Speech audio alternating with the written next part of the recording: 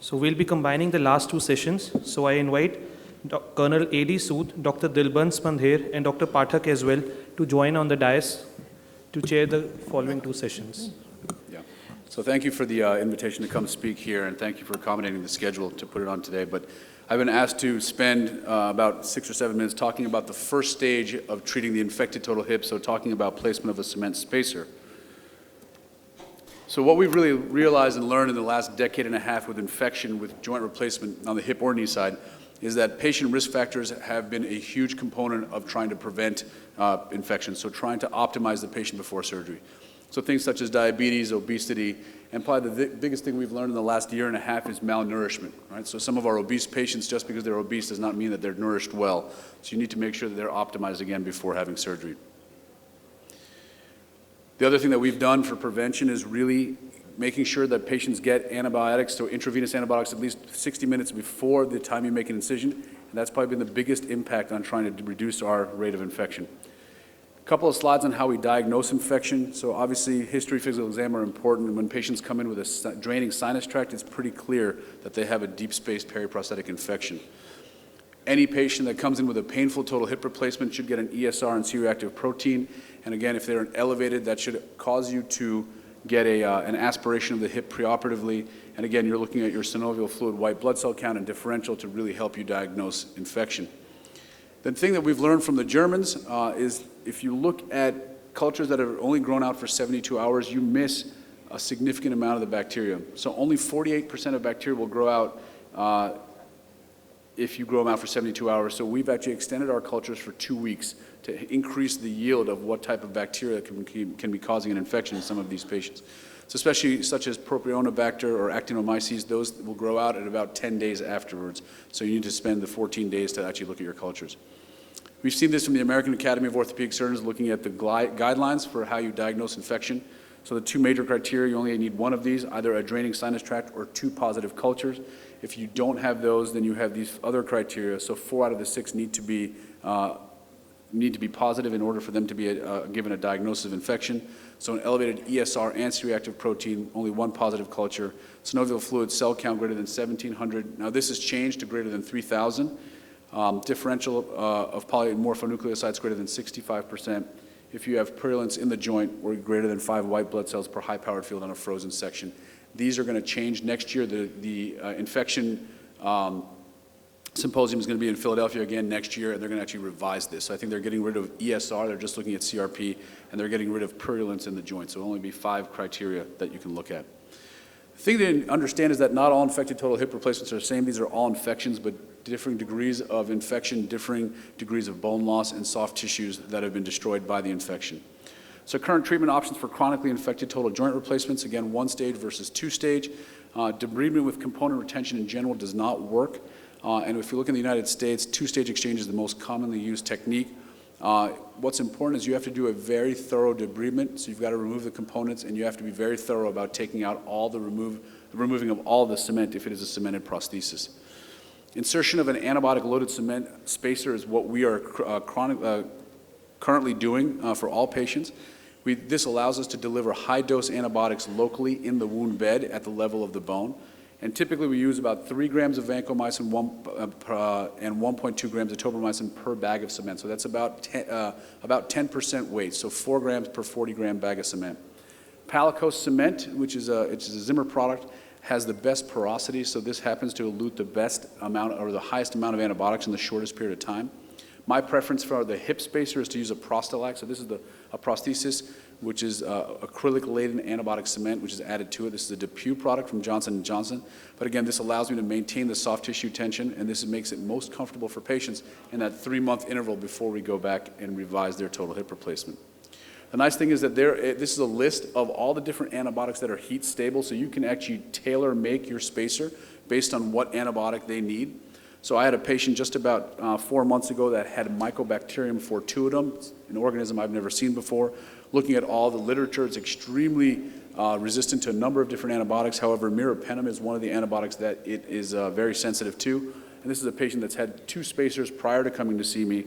And luckily, we were able to use meropenem, about 3 grams of that with 1 gram of vancomycin in the spacer per bag of cement. And we were able to clear the infection. The patient is ready for reimplantation now. On the second stage, so 6 weeks of organism-specific IV antibiotics, and it's really important to have a good infectious disease specialist to help you determine what that antibiotic is.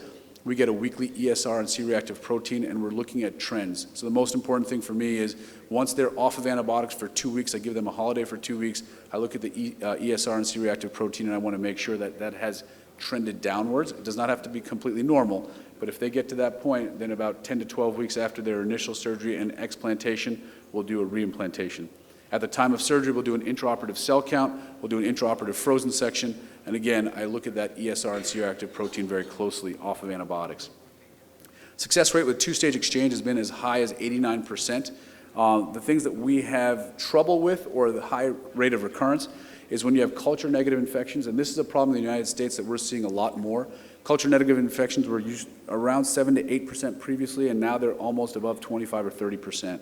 We're seeing a lot more MRSA infections. This causes a problem for us, as well as gram-negative infections, and as a result, may increase the operative time before you reimplant them, and they may need a second dose of antibiotic treatment.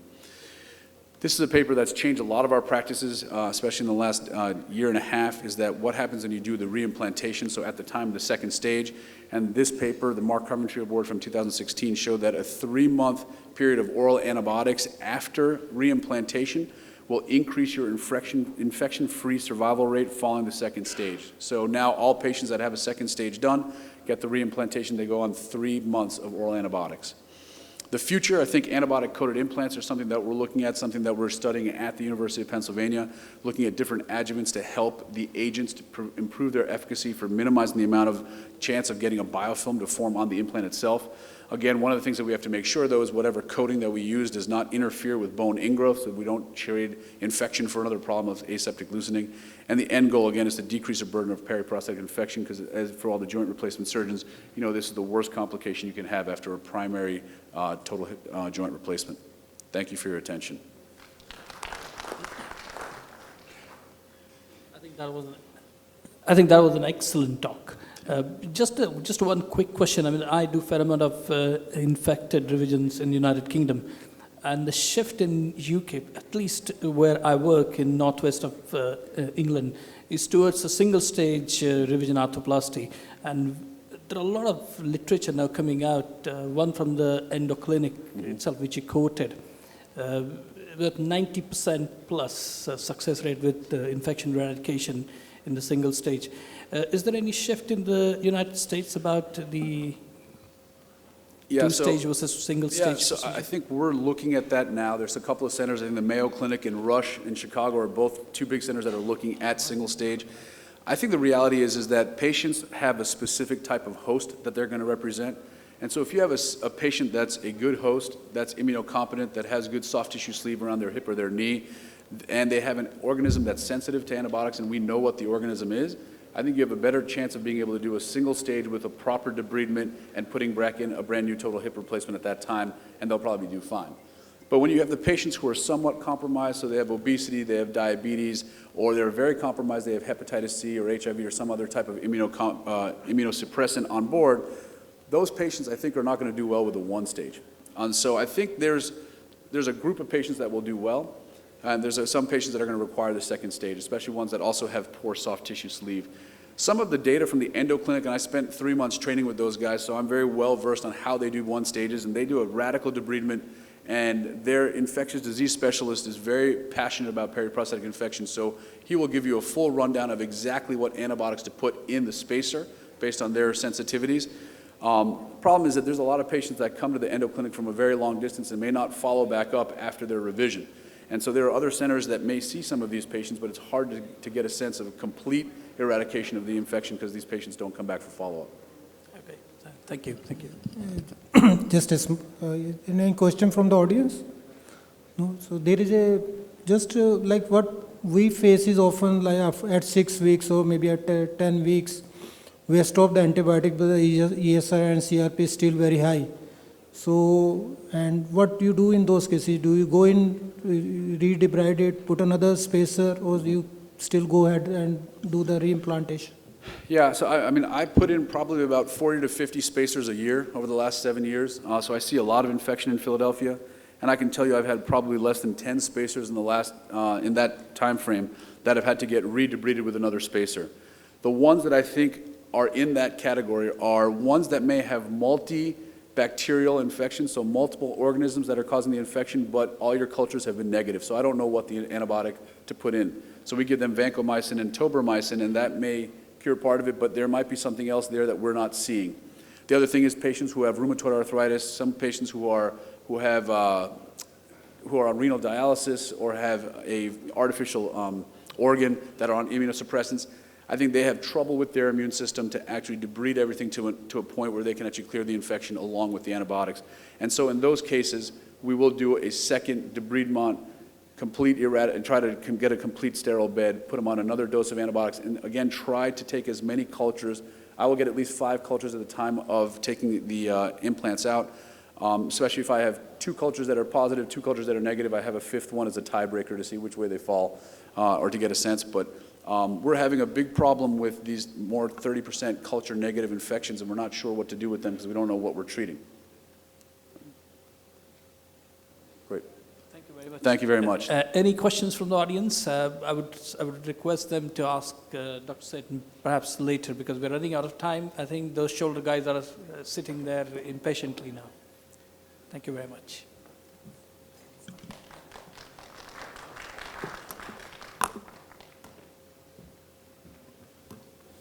So, good evening, and the last session of today's evening is a shoulder session, and I'll invite Dr. Nicholas for his first talk on shoulder instability and tracking. What is it?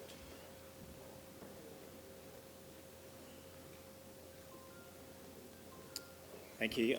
I'd just like to thank all the organisers for inviting me here to present and hopefully present a fairly quick summary of what instability and tracking and what is it. Now, what I've displayed here is a couple of rally cars which clearly one is demonstrating on track and the other is off track. The problem is that the concept of tracking is the other way around. And what we're talking about is using a concept to explain recurrence of instability, guide the surgical management, and really this represents a culmination of a number of concepts of instability that have occurred over the last decade. So what we're talking about is anterior-inferior dislocation, and what was noted was that patients who had an arthroscopic stabilisation, some of them had failed, and when retrospectively we looked at the series of patients who failed instability, there were a number of things to notice, and the most salient feature of that was that there was a bone defect. And if you looked at the large population, 194 patients done by Joe DeBeer showing recurrent instability, of those that had no bony loss or bony defects, only 4% recurred, whereas an 89% recurred, both with a bone defect and a high rate of contact athletes. So we can look at it on 2 sides. One side, the humeral side, and when we're looking at those patients who had a failure of repair, there was a concept of an engaging Hill-Sachs. Now this is a confusing picture, and I noticed this morning in one of the instructional talks, we were talking about what is an engaging Hill-Sachs, how do you measure for it, and how difficult it is to analyse that. What it is how it's described is that with the arm in 90 degrees of abduction, external rotation of anywhere between 0 and 135 degrees, you see that the shoulder, the lesion or the Hill-Sachs engages on the glenoid, resulting in a loss of dislocation. This represents a functional arc deficit. It's measured after the Bankart has been repaired. And so from a clinical perspective, that's quite a difficult concept to actually analyse and determine. When we look at the glenoid side, similarly, the concept of the inverted pear glenoid, where you've lost that inferior margin of the glenoid, it's lost its normal shape, and this creates a more unstable position. And clearly, the more bone that's lost on the glenoid, the greater the instability. And this has been well described in the literature over many years as a concept. So when we looked at the assessment of the bony Bankart lesions and looked at cadaveric analysis of them, a greater the larger the defect needed to be almost 21% of the size of the glenoid to create greater instability. And this is analysed on 3D studies and CTs, and you can really make an assessment to guide your management of what constitutes a bony inferior glenoid defect. When we're looking at the humeral defects, what we've seen is that the larger size increases your risk of further instability, with a defect size of approximately 20 to 25% of the humeral head corresponding to recurrent instability. But how do you determine that on a single patient? How do you find the answer for it? What has evolved is this very elegant concept of mapping out the contact area of the glenoid. And what was demonstrated here, and this is the illustration I've lifted from the original paper, and it shows that the glenoid, as you track through degrees of external rotation, has a pattern as it transgresses across the humeral head, and that is called the track.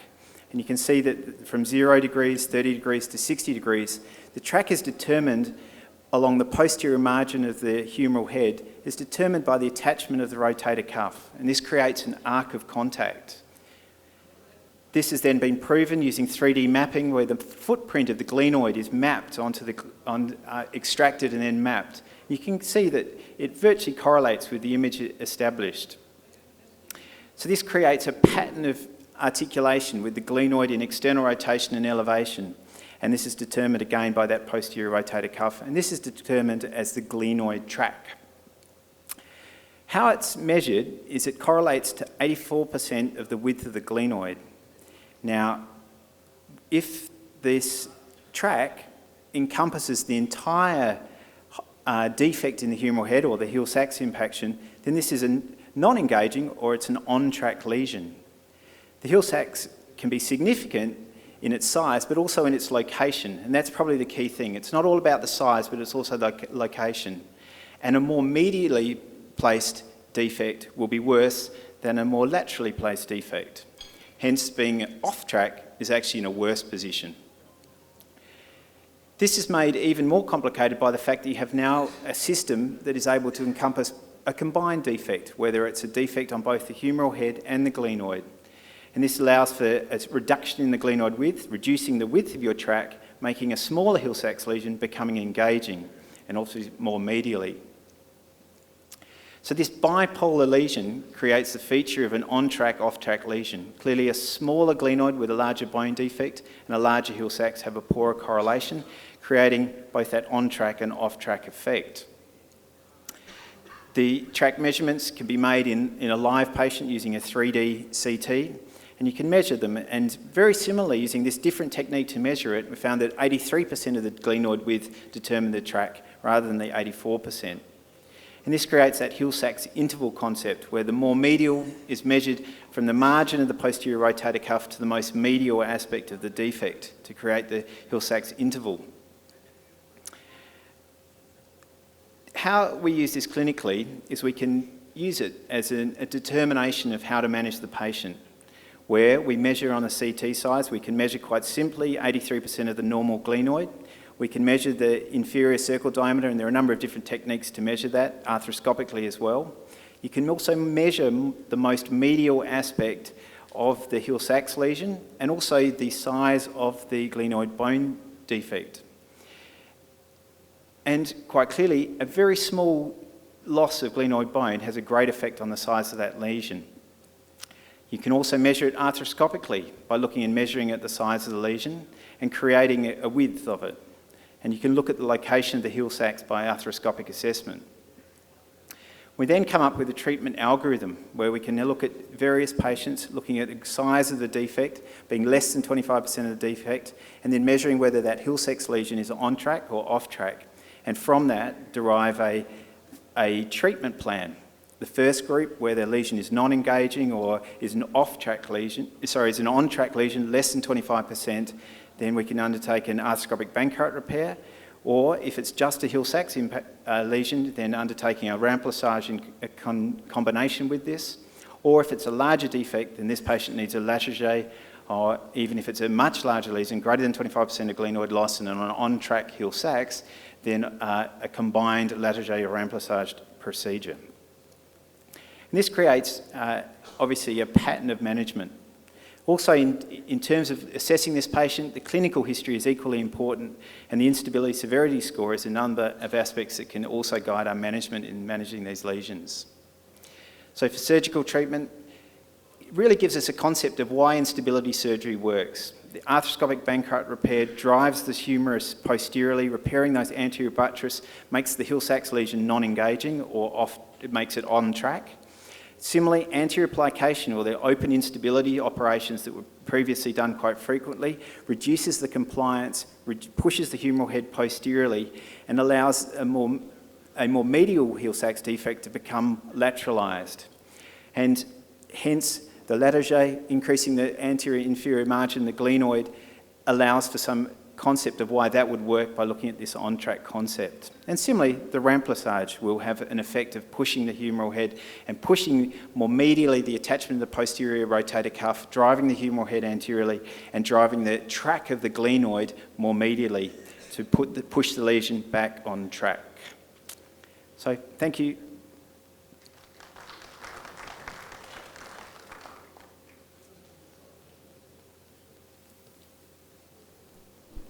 Thank you, Dr. Nicholas, for a lovely presentation. I hope when we go back and read about it, we'll understand more. It's always a difficult topic and you have covered it very nicely. Any questions? Okay, I invite the next speaker. Why do bankards fail? Dr. Amol Tambe.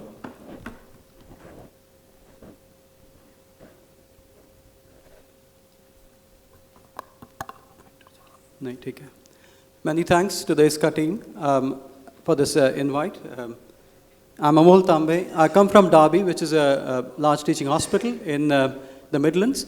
Dr. Prince Gupta, who came to us as the ISKSAA fellow, has given a talk already, and he has given you a flavor of the work that we undertake in Derby. My remit today is why Bankart repairs fail. And actually, the talk given by Nicholas already sets the tone for what I'm going to say. Before we actually start talking about why Bankart repairs fail, we have to actually define what do we mean by Bankart repair failure. Are we talking about a patient redislocating, or are we talking about recurring subluxation? Or is it painful insecurity? Painful stiffness even?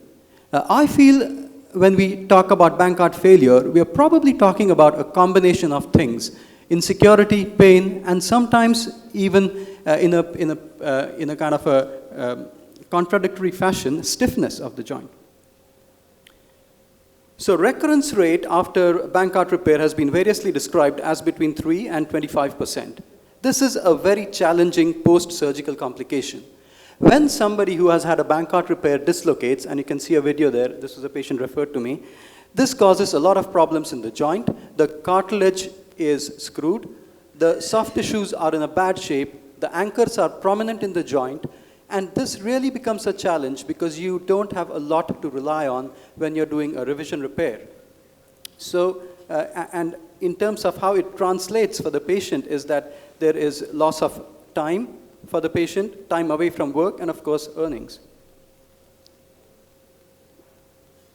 Sorry, this one. Yeah, so why do Bankart repairs fail? I think there are two main categories when we try to analyze this question. One is where we are not in control. And here we can talk about patient factors, and I'll come to that in a second. It could be a recurrent injury. As a surgeon, I have no control on that. Or it could be non-compliance. The patient has not been compliant to the post-operative rehab. The things that we as surgeons can control to ensure a good repair are making sure that we don't misdiagnose, especially when it comes to analyzing the glenoid. Secondly, making sure that any concurrent lesions are dealt with correctly. And thirdly, we have an absolutely sound surgical technique. Talking about patient factors, this is important because though we don't control them, what we can control is case selection. And that's why it is important to discuss this. We know that patients who are less than 20 years of age have the highest risk of redislocation after a repair. There is a 31% risk of post-operative failure. 90% or more of Bankart failures occur in males, especially in competitive sports. If someone has more than 3 dislocations preoperatively, the risk of revision surgery is doubled in this category. So what I'm saying here is, when you are dealing with this group of patients, you have to counsel them appropriately. They have to be made aware of the risks and benefits before you go into a Bankart repair. We've already seen this in the previous presentation, and this is the injury severity, the instability severity score, where a score of more than 6 amounts to a more than 70% recurrence rate. So coming back to us as surgeons, we control assessment, planning, and execution. And if all these three things are done properly, Bankart failure rates will be low. Clinical assessment.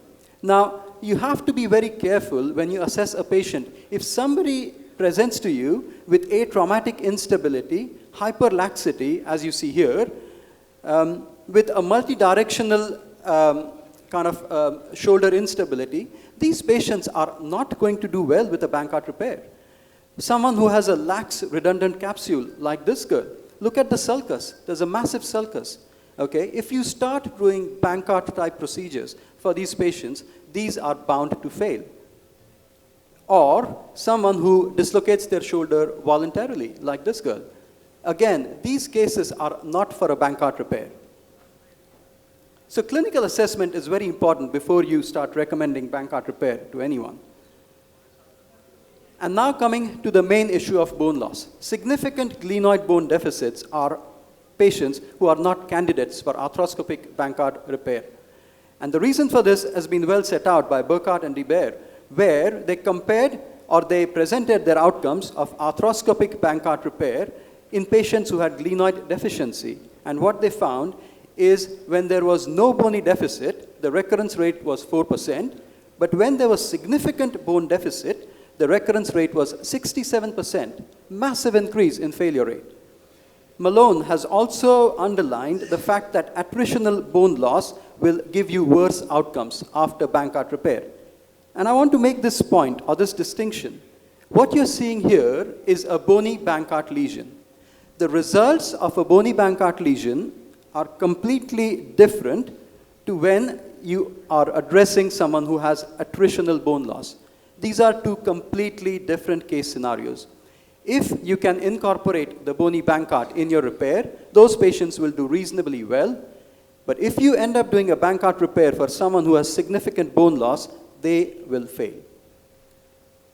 This is why the popularity of procedures like the Latarjet has been increasing, because Latarjet addresses that bone loss. Now, what is significant bone loss?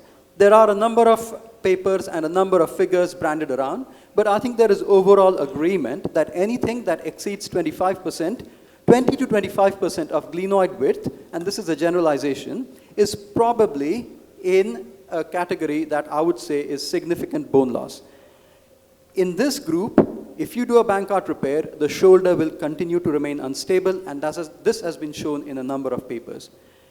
There are a number of methods to calculate glenoid bone loss, and most radiologists will now have a software that they will use on CT scans to give you an estimate of that bone loss. CT scans remain the best method of assessing bone loss. Next is Hill-Sachs defect, and again, Nicholas has made a mention of this. This defect is present in 30 to 50% of primary dislocators, and when this lesion on the humeral head approaches 20 to 40% of the humeral head size, that starts becoming a lesion to reckon with. It's the location, more importantly, than the engaging or non-engaging, that is becoming more important. And the two pictures you see there is where the Hill-Sachs lesion is coming quite close to the anterior glenoid rim in the engaging position.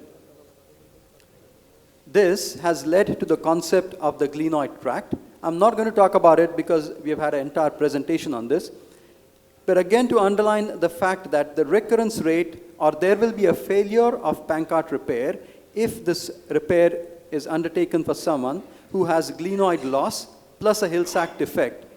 Because this is the category of patients where you have to start thinking of not only doing a Bankart repair, but also undertaking a remplissage.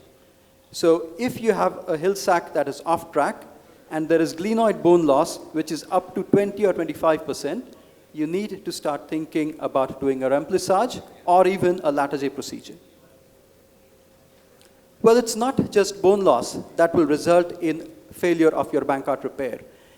If you compare the results of repair of an ALPSA lesion, which is the anterior labral periosteal sleeve avulsion, this is the poor stuck down tissue which you see in repeated dislocations, then the recurrence rate after Bankart repair is twice as compared to someone who has a classic Bankart repair. So again, be very wary of undertaking a Bankart repair in someone who has an ALPSA lesion. Make sure you have a backup plan, and that might be even a Latarjet.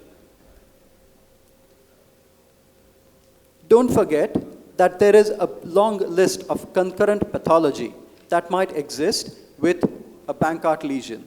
And if this pathology is not addressed in the same sitting, you are setting up for failure. What you're seeing here is a SLAP repair. SLAP lesions are seen fairly frequently with some of the patients I see, but also capsular lesions. And you'll see a capsular lesion here. And here I'm talking about the Hegel or the inferior capsular lesions. They are sometimes missed, and you end up doing a Bankart lesion repair, but you leave this, and the patient comes back with painful recurrent instability. And that is because you have missed a lesion which should have been addressed in the same sitting. And last but not the least, it is your technical ability to deal with the lesions that you see in the shoulder. So a sound surgical technique will ensure that you reduce recurrence after Bankart repair.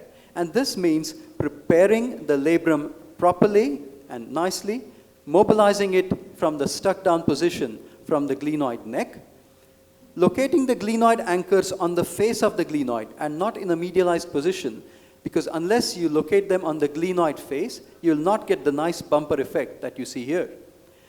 Your repair should shift the capsule from inferior to superior, and by doing that, you're going to reduce the redundancy inferiorly of the capsule. Number of anchors on average, if I'm doing a Bankart repair, I end up using at least 4 anchors. That gives me confidence that I've done a good anterior repair, and your suture configuration, of course. We live in a land of emojis currently, so I've given you a few emojis here. So in summary, I will say recognize who is at risk and counsel patients where counseling is required. Beware of bone loss on both sides and address it correctly. Identify concurrent lesions. Plan a correct strategy. Bankart is not a procedure that you can just do willy-nilly. And execute that plan efficiently. Patient cooperation, the emoji that I can think of for patient cooperation is what you see there. You know, some of the young mobile people I see, it's very difficult to tell them that they have to comply with the rehab, but you have to go with it. Thank you very much.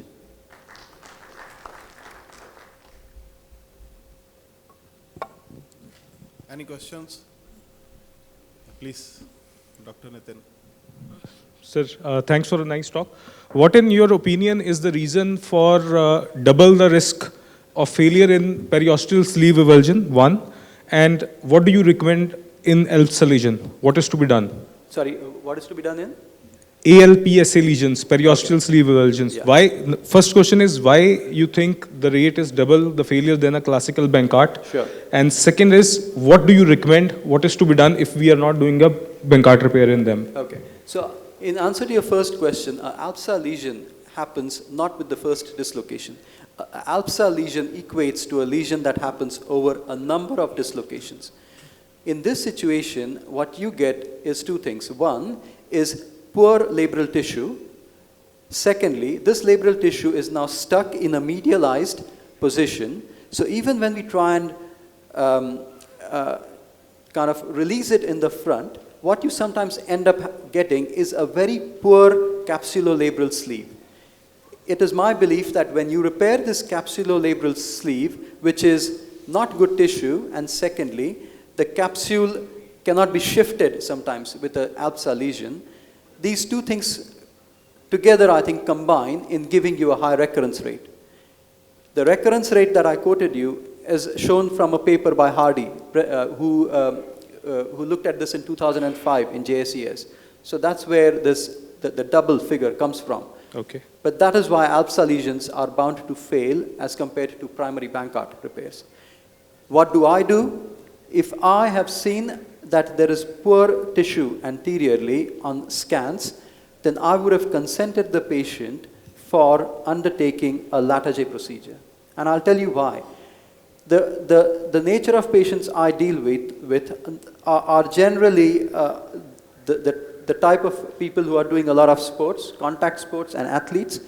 And in them, my confidence in just doing an ISKSAA repair sometimes is not as good as the confidence I have in doing a Latarjet and telling them, yes, you can go back to contact sport. Okay. So I would have consented them for both. So it is more of a technical fallout. You mean to say that we don't have a good capsular tissues and everything. It is more of a technical problem rather than as per se the lesion. No, it's both. It's, I think, the innate tissue, which is not good. And secondly, the difficulty sometimes in mobilizing it fully, pulling it up, and giving you a good capsular shift. These things combine, in my opinion, to giving you failure. Thank you. Thank you. It was, again, a nice discussion because this is something that we often face, that we find the periosteal avulsions. But I would always wonder that when you put on a glenoid without the bone loss, does it remain there or it vanishes? Because it is generally reported that the coracoid process that you are putting on a full stretch of glenoid, it disappears or it gets resolved. So anything that you might be doing different, we can definitely discuss it afterwards. Now I'll call upon the next speaker for clinical examination of shoulder in instabilities, slap and cuff pathologies, Dr. Janak Mehta.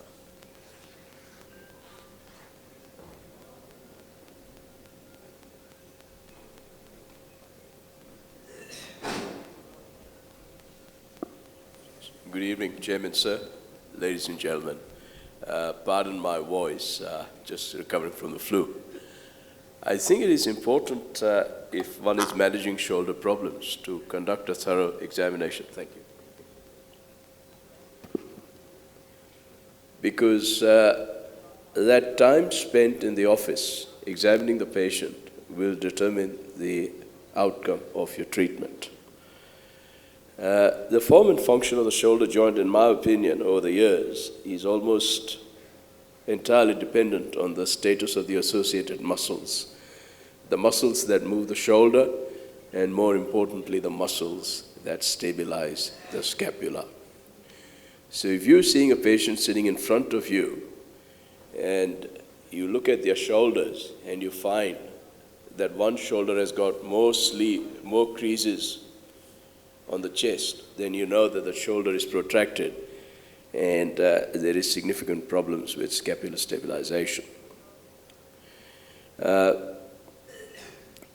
Now, we've heard very good talks on shoulder instability and the problems with the labrum. Most of the times I encounter problems with the anterior inferior labrum, and also recently the slap tears are becoming more prominent.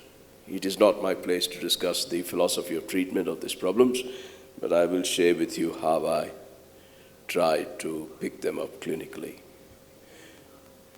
The talk is largely based on my experience, and I'm not going to talk about the textbook mentions of the various tests that are there. This is what I do in my practice. So I look at scapular posture, and I look at the general posture of the patient. If they've got poor core strength, then they are poor candidates, and they need preoperative strengthening of the muscles. It is important to check for wasting of the spinati muscles, as well as also the deltoid, biceps, and the pecs. Scars of previous surgery or injury are important to be noted. Now that kind of wasting does need evaluation. I do rely on the MRI to corroborate whether there is any muscle atrophy. I think anybody in this audience or faculty who will contemplate a rotator cuff repair in this, I will bow to you because you will be God. There is a concept called the sick scapula, which again relates to what I've told you in relation to scapular malposition, coracoid pain, scapular dyskinesis.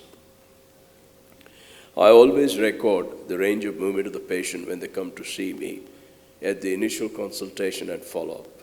This record is very important to guide you as to the success or failure of your treatment, and also whether the patient is compliant or not. When one records the range of movement, it is important not only to record the range of movement, but also associated pain and the power of movement. So, this is me examining. scapular posture, wasting, range of movement, muscle power. Abduction at 30 degrees is important to tell you about the supraspinatus, which is the most common site of the rotator cuff tear. External rotation will tell you whether the infraspinatus and the teres minor are also affected, which will indicate probably a large tear. I do the impingement test, which gives me a measure of impingement. Speed test is for bicipital tendinitis. It is important to assess the power of abduction and external rotation. And if these two are weak, then you know you're facing a large tear. If they cannot lift the hand off the bum, which is poor internal rotation, then we are looking at a massive tear.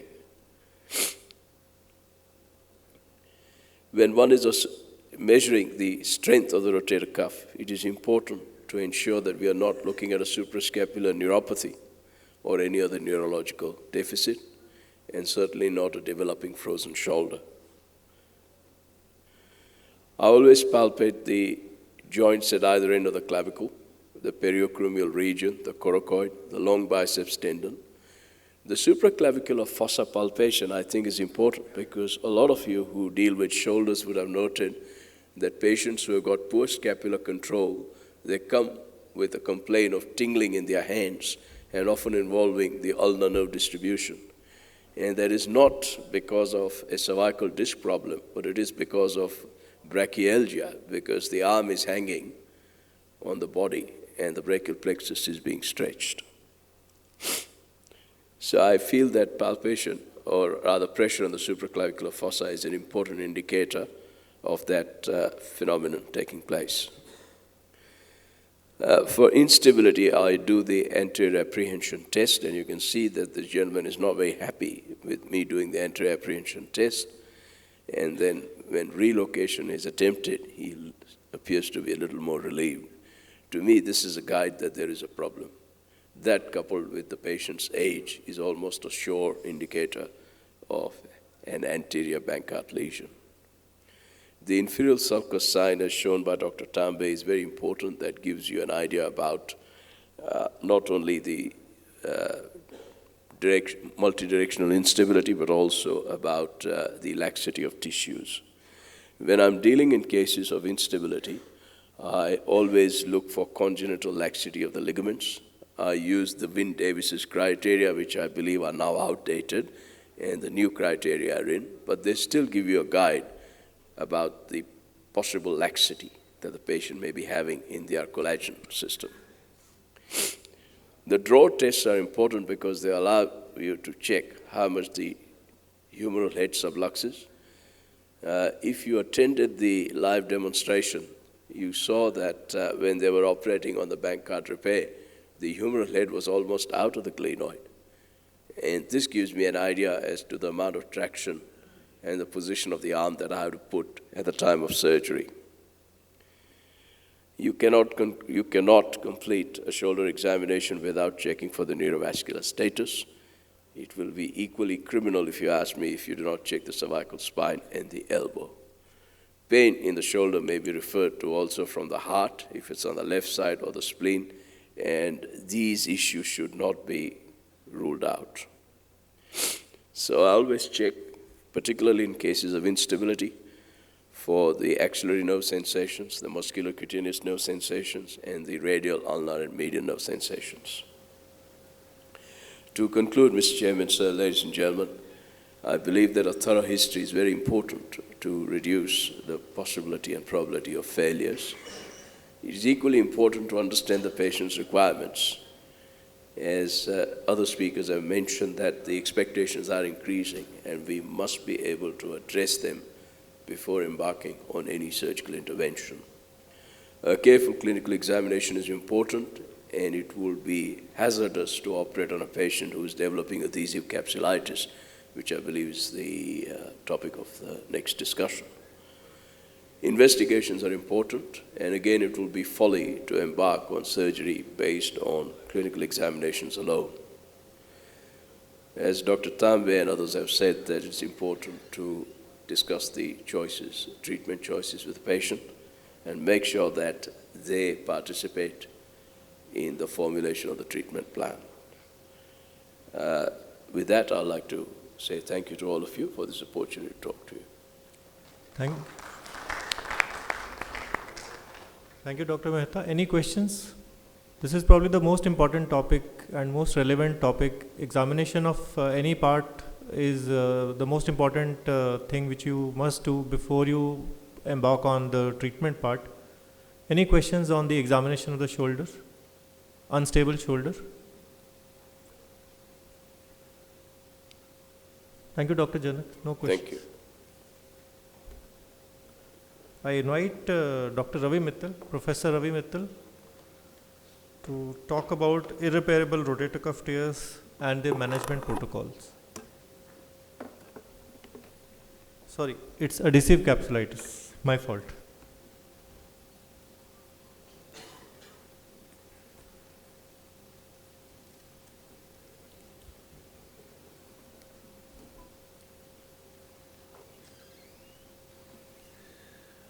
Good evening, and thank you for staying back late in the evening.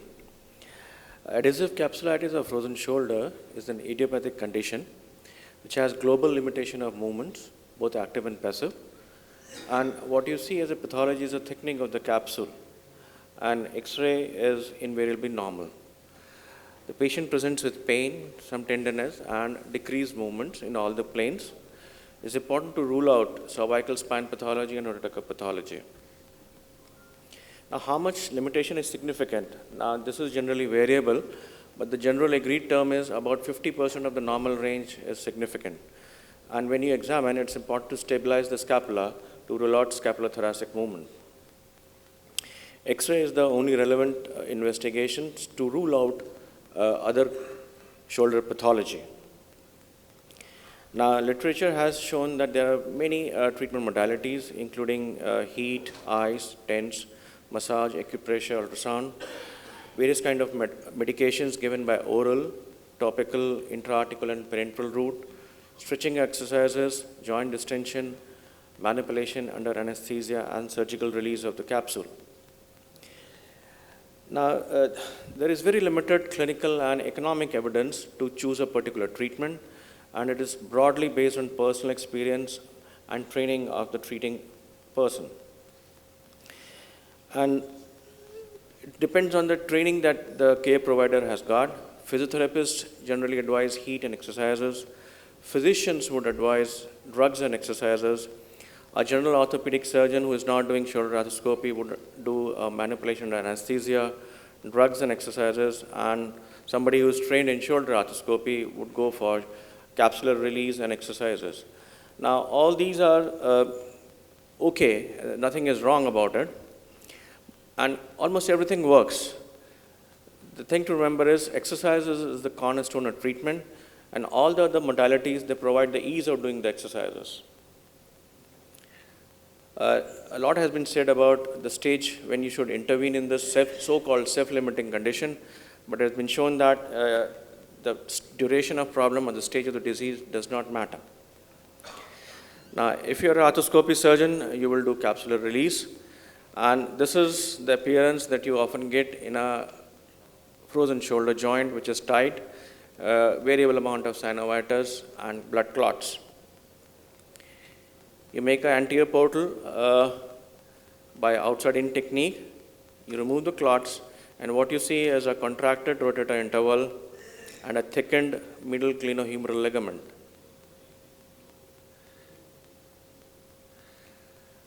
The tissues in the rotator interval are removed, and the tissues, they include the inflamed synovium, the capsule, superior glenohumeral ligament, and the coracohumeral ligament. As you remove the tissues, you widen the rotator interval, and your aim is to expose the coracoid process.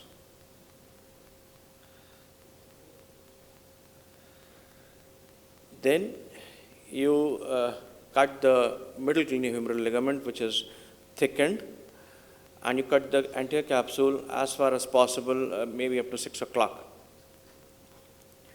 Then you change your portal. You go to the anterior portal for visualization and go to the posterior portal for your cutting instrument, and you cut the posterior-inferior capsule. Now again, there is a debate among the surgeons how much to cut the capsule. There are some people who cut only the anterior capsule. Somebody does anterior and posterior, and some people do 360-degree release of the capsule. Some people leave the inferior most of the part of the capsule, and they just break it by manipulation and anesthesias. I like to cut it under vision by instrument. It takes time, but once you cut it, you get a lot of space in that joint. By the same incision, same approach, you cut the posterior-superior capsule and try to reach the level of the long head of the biceps.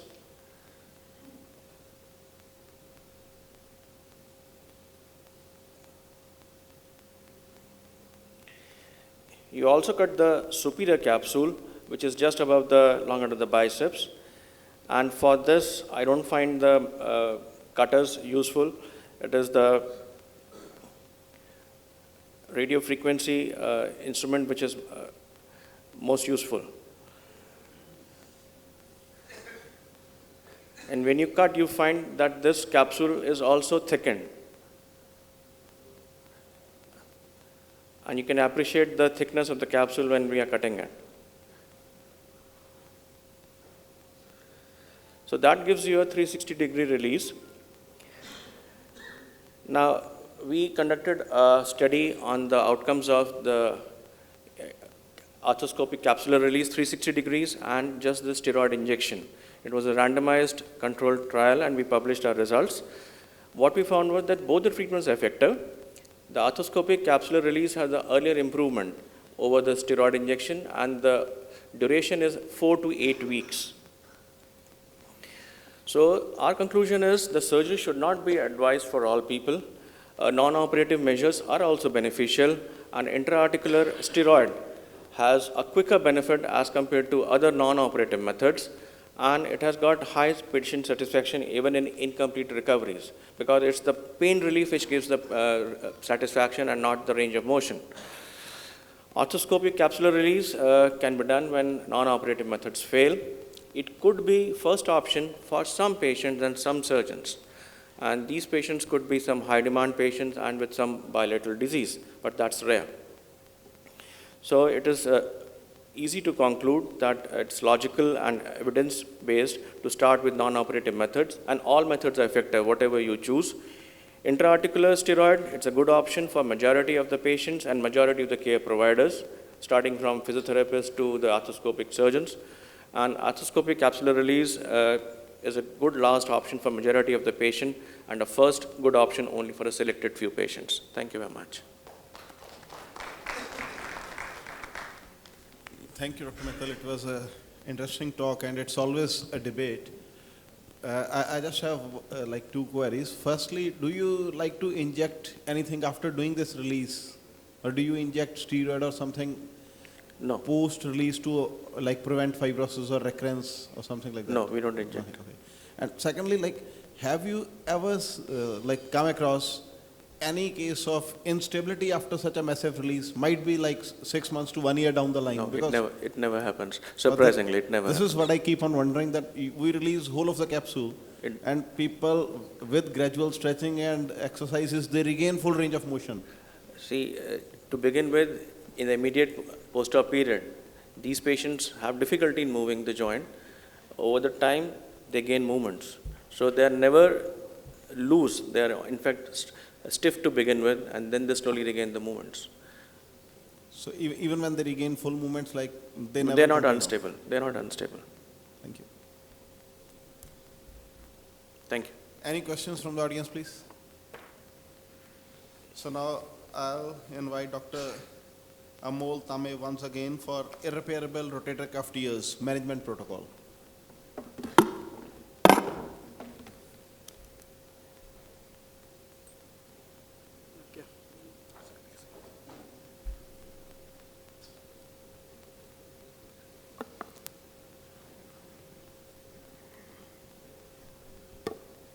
Okay, so this is my take on massive tears that are irreparable. nothing's coming. Okay, there we go. I don't think you can have a protocol for massive cuff tears. There is such a big mix of cases that come through with various configurations, size, shapes of cuff tears that it is sometimes very difficult to have a protocol. But what I'm going to go through is some options rather than a protocol. So when we talk about massive cuff tears, the typical presentation is, of course, with pain, loss of function, subluxation or instability, and in some cases, pseudoparalysis. And this will progress onto rotator cuff arthropathy, and you can see the evolution in some of the x-rays I've put up. But have a look at this man here. He starts off poorly, but he has found a way to work his shoulder. So his shoulder is what I would say is a compensated joint, and he was happy with his shoulder. So not all massive cuff tears actually require treatment. This chap had a massive cuff tear, but was happy to deal with his joint because he had adapted, and he could do what he wanted to do. So next slide. Where is my next slide? There. So there is this big chart of a number of treatment options that you have, and sometimes you can get lost within all the options. But if we have to break this down, we have to really start again from the basics, which is non-surgical treatment. Non-surgical treatment, which includes rehabilitation of the deltoid, suprascapular nerve blocks, methods to provide pain relief, cortisone injection in the joint.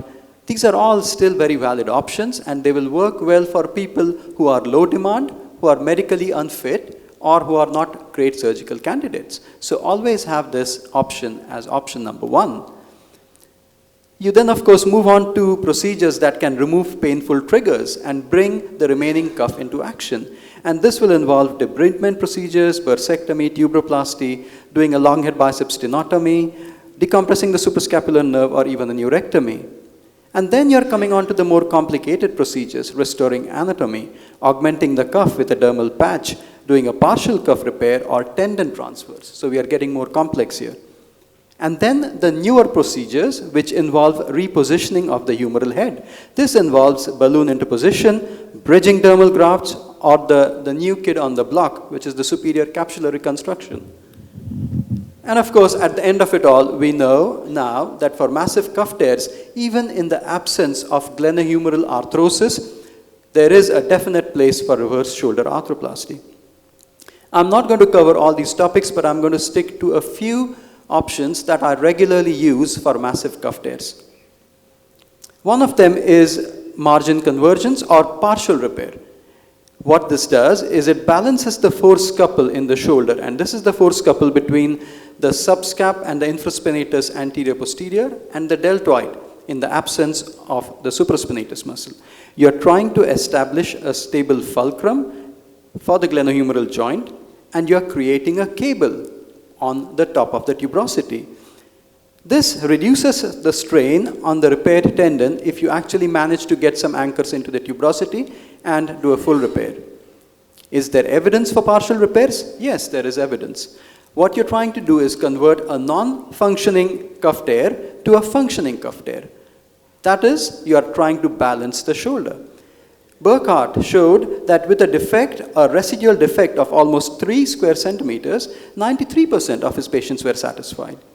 Further paper from Blair with a defect of 1.7 centimeters, up to 70% had a good to excellent result. So there is evidence from good surgeons doing specific shoulder surgical procedures to say that partial repairs work. A partial repair can give you satisfactory outcome which is comparable to a complete repair but in a select population. So here's one case. What you see here is a shoulder where I've already taken a lot of time to mobilize the cuff, which is why you're seeing very reasonable cuff edges anteriorly and posteriorly. I've done good release in the front, medially and at the back, and I've passed anterior to posterior sutures. And I'm feeding the sutures through. You can see that the tear has extended all the way posterior. And after passing, for a partial repair, I'll sometimes almost pass 4 or 5 anterior to posterior sutures, loop them over, and then when you tie the sutures, you get a almost complete coverage of the humeral head. There is a gap on the footprint, but my aim here was to do a partial closure, which I did. If I tried to do a complete repair here, I might have ended up with too much tension and a failure. Coming on to the next procedure that we have increasingly undertaken in Derby, and that is the balloon interposition. Okay, I'm going to present you some of our early outcomes. So this balloon is made of a copolymer of polylactide. It is biodegradable. It degrades over 4 to 5 months. And the aim of this procedure is to establish a chromohumeral distance and to center the humeral head. And this is a cadaveric study that we did. You can see that we have put some dye in the balloon, and the balloon is there in the subacromial space, and it is pushing the humeral head down.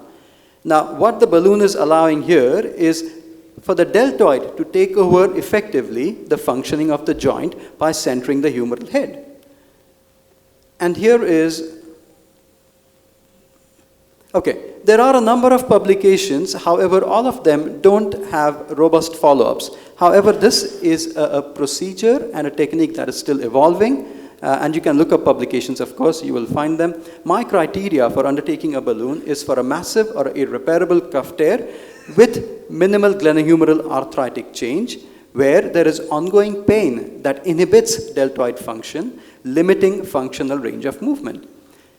These patients are typically not candidates for a tendon transfer, and it is essential that the subscapularis at the front and some posterior cuff is maintained, because if anterior and posterior cuff are not maintained, the balloon will dislocate.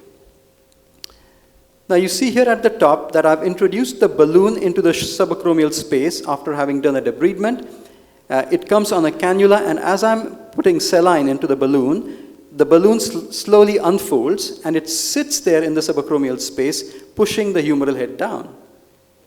Once the balloon is fully filled, you disconnect the attaching rod, and then you cycle the shoulder through a range of movement, quite vigorous, because you want to make sure that the balloon has not dislocated. And then here I am looking through the lateral portal, and you can see that the balloon, which is inflated, is nicely wedged in the subacromial space. You can see the humeral head through it. And there you see the balloon. Here is one of my patients. You can see the pre and the post-op x-rays. You can see that the humeral head has been pushed down. This is the lady. It was her left shoulder. This is about 8 months down the line. You can see that the left shoulder is still slow to catch up as compared to the right. But she's very happy. She has good rotational movements, which she already had. But it was her abduction and elevation which was painful. In terms of our results, we have been doing this for over 3 years. We have been very selective. We have 24 patients, mean age of 69, and a minimum follow-up of 12 months. We found that a significant proportion had improved their overall shoulder and pain scores quite nicely, and functional range of movement had also improved quite nicely in about 19 patients out of the 24. There were some complications. One required reoperation because they just did not work. The balloon did not work for them. One patient had increased pain, but it resolved with analgesic medication. And in one patient, the balloon dislocated and had to be fished out. There are other described complications, but I'm not going into the detail of this. The next procedure I'm going to quickly mention is augmenting the cuff or bridging it with a dermal patch, typically the graft jacket. I use the graft jacket, and we have good experience with this in Derby. My friend from Leicester, Amit Modi, has also published their paper from Leicester. I reserve this procedure for the more younger and active patients with massive tears, where you can get some degree of closure, but not a full closure. Here, the cuff tissue is typically poor, but you have to make sure that there is no glenohumeral arthrosis. Pain relief and improved function can be achieved in this group of patients without the morbidity of doing something major, like a tendon transfer or even an arthroplasty. And typically, the dermal patch is connected medially to the edge of the tendon and laterally to the tuberosity with some anchors. I believe that the dermal patch works better when it is used as an augment rather than as a bridge. But having said that, I also know that there are papers which have also shown the use of the graft jacket as a bridging graft. And lastly, superior capsular repair. I've just started doing this. I don't have any fancy videos to show you. But essentially what the superior capsular repair is doing is creating a check rein against superior migration of the humeral head, similar to the cuff augmentation. It is typically used when the cuff repair is irreparable with pseudoparalysis, and when there are secondary changes on the tuberosity, but no craniohumeral change. Mihata is the one who's a strong proponent of this, and of course his publication is well known. He uses fascia lata, that is what he started using, fixing the fascia lata graft medially on the glenoid and laterally to the tuberosity, and now it is done completely arthroscopically. What he showed that the resistance to superior migration was least provided by an interposition patch and cuff repair, whereas the most resistance to superior migration was provided by superior capsular reconstruction. I have yet to see this in my patients, but I don't have many.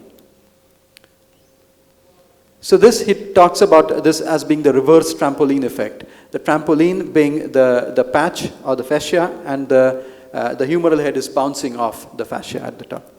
And these are Mihata's results. These were his early results published in 2013, showing a very good outcome actually. So in summary, I would say repair the cuff when possible, because that is the best form of chondroprotection. In the knee, we repair the meniscus because we want to preserve cartilage. Okay? Similarly, in the shoulder, cuff repair is the best form of chondroprotection. Choose the best fit option for your case. There is no protocol, there is no guideline. You have to choose what is going to fit best for your patient. I believe that complex interventions don't always equate to good outcomes. Sometimes simple interventions can also give you better or even equal results. The key is to balance the shoulder, aim for pain relief and improvement in function. Thank you. Thank you, Dr. Tambe. That was a very interesting and educative talk. A question? I have just one question. Yeah. Like the balloon that you are using, that is biodegradable and it degrades in like 5 months. Correct. And we are getting good results and the space is there even at 1 year follow-up. At? 1 year follow-up. Yeah. So like what replaces the balloon that we still have a spacer effect at 1 year? So that's an interesting question. I don't think anyone has completely worked that out. The purpose of the balloon is to create or a centering effect on the humeral head and give you a period of 5 to 6 months when the deltoid can effectively be rehabbed. There is a specific rehab program that comes with this balloon, and we have told our physios to kind of undertake that for all our patients. The X-ray I showed you was not at 8 months follow-up. It was an earlier X-ray. But what we find is, following the balloon procedure, the patients get very good pain relief, and the period that they have got of 5 to 6 months to rehab their deltoid helps them to maintain their movements to some degree of functionality. I'm not saying that these patients become strong as good as their opposite shoulders. No, they don't. But it certainly works in a group of low demand patients where you don't want to do a complex procedure. Thank you. Yes, sir. Any questions? Oh. Yes, sir.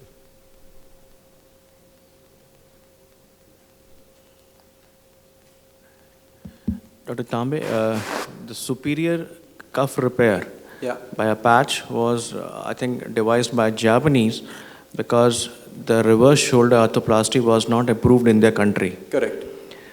Now, in UK, when everything is available, how would you choose between reverse, this procedure, and the new procedure of balloon? How would you choose and how would you rate them? Okay.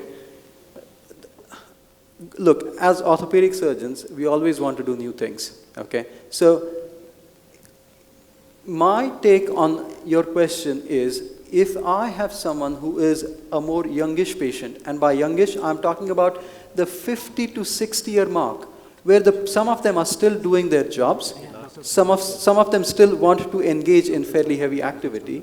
Those are not cases for balloon in my practice.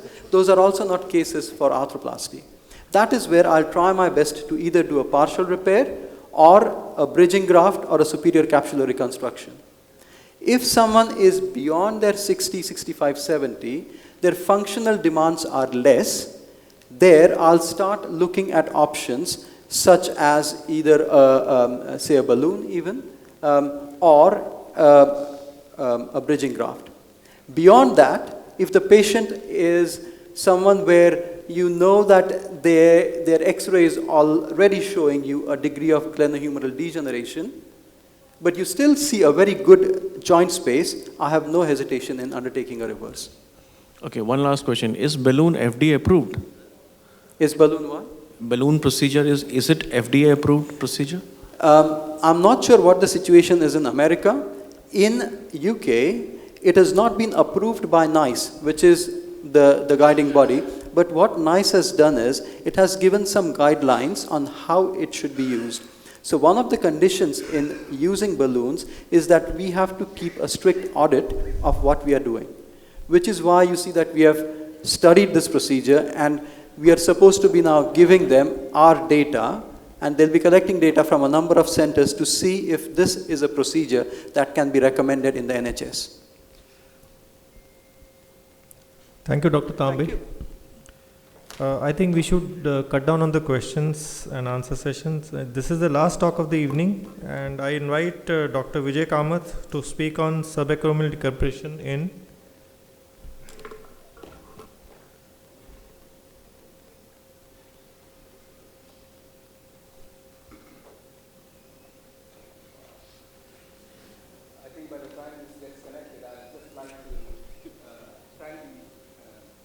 committee for giving me this opportunity as the last talk of the day. I feel very, very happy to see at least about 45 minutes. And I'll try to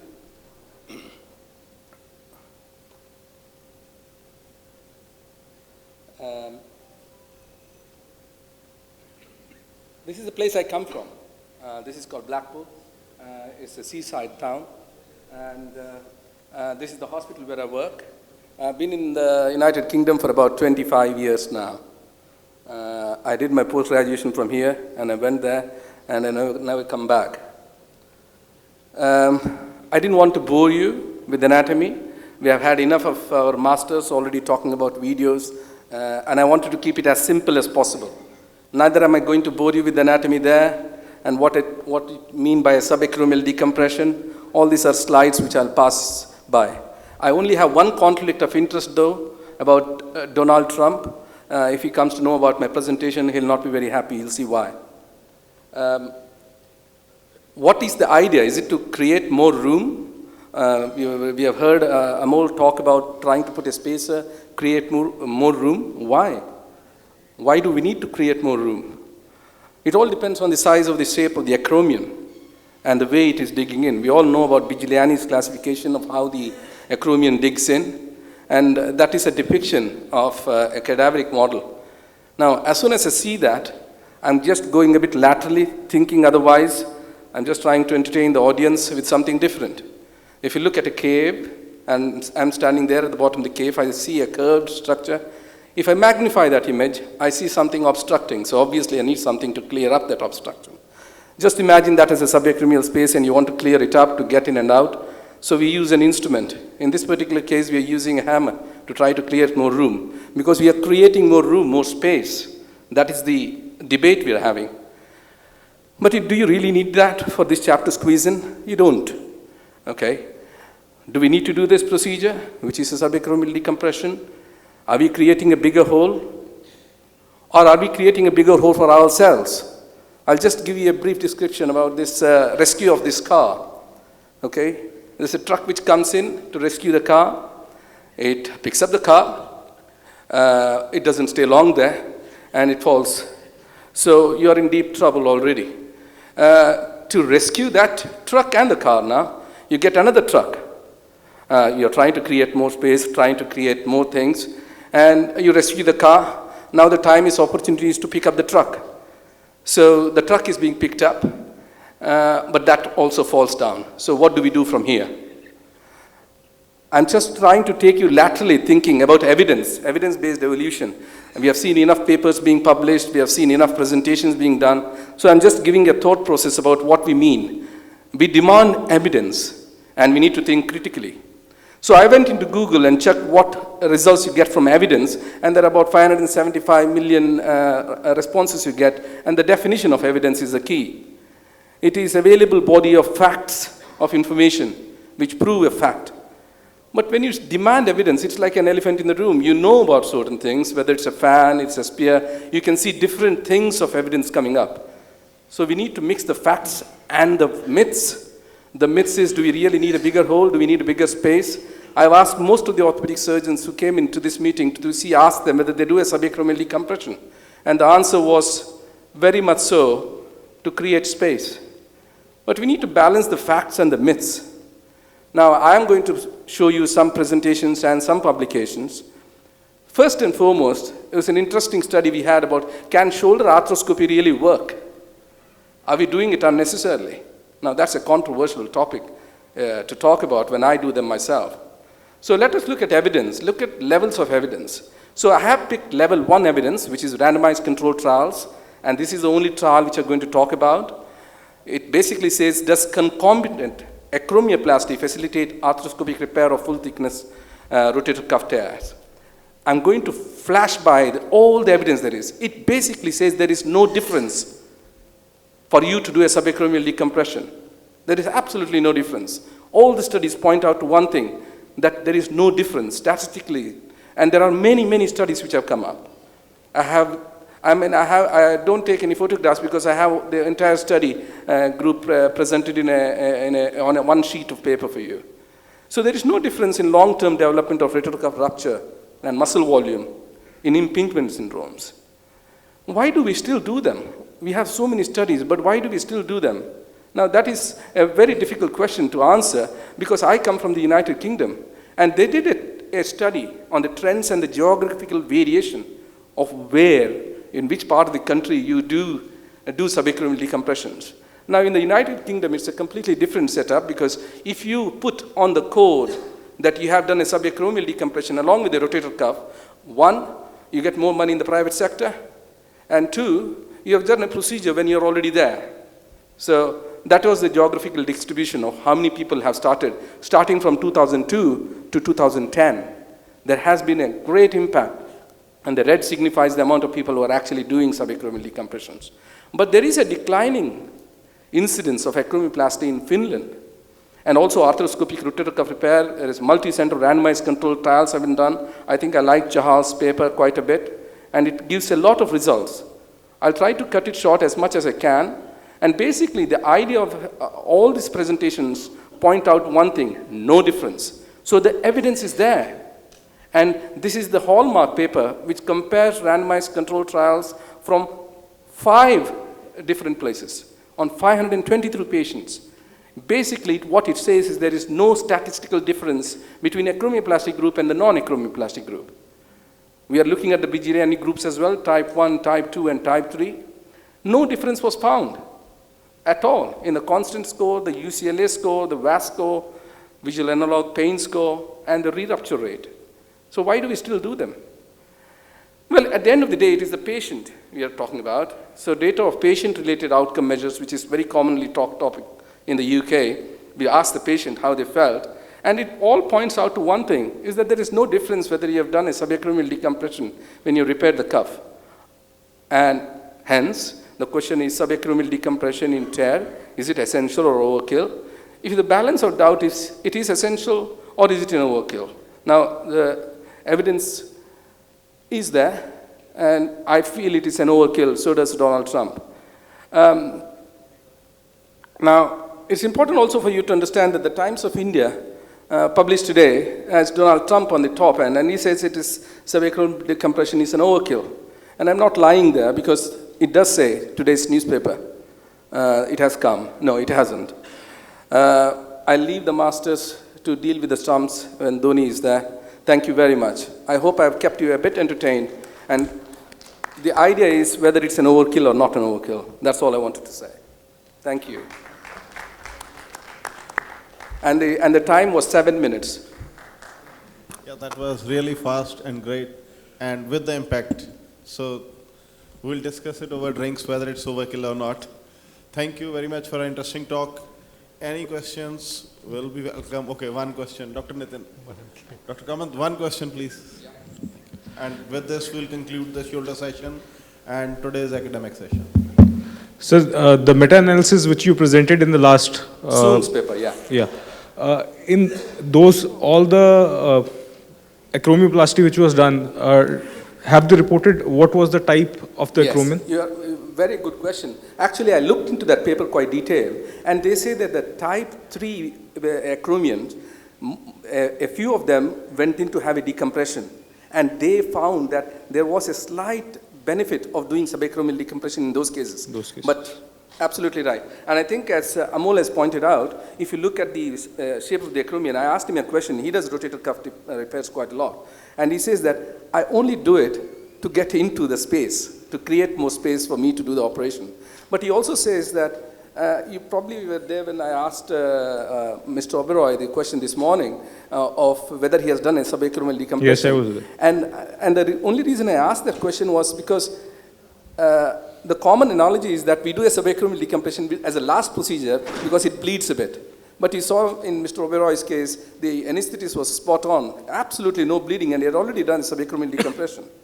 Thank you. Thank you. Thank you, moderators. With this, we conclude today's scientific program.